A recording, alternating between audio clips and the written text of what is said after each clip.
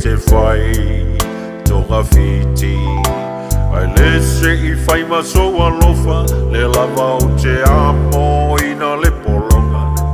Le tau tua ino lou a ingai pei e te whaala, ta ina ita. Sau ia whai mai o sau tala, po tu mau pea o lou alofa. Wa e sila fia o te lei soli o se upu o la tau tonga. Au e o ta nau nau atu I se ai halele. Ai o te lei loa lava o lo umatiwa e te whaia I ta whaapene.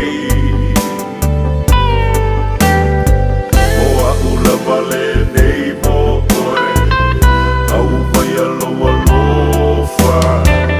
Ta u mai aia ita, mo o tū maule ta whea ngainga. Whai mai a te aua tō sina lo ulo toi lo la lelei.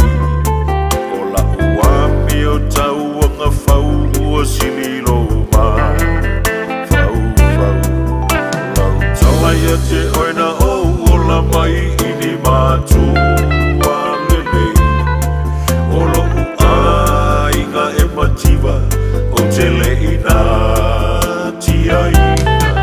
Ma o alofa isi a uwhanau, ua whaasino sinoina. Aso alofa mo itane I mulo lima e manatua lo matiwa. O si ta whanau o se mea alofa sili ona taua. Ia lelei ona oa oina, matu oina atu e alofa. Ua e te wha vai vai, no tati o te ia whai. Ne I e musu ai ona ole lalo langi ua wha ato sina mai. Ea umalava e te tau ai, le wha maoni no ta aiga. Tu maui le alofa ma le wha atua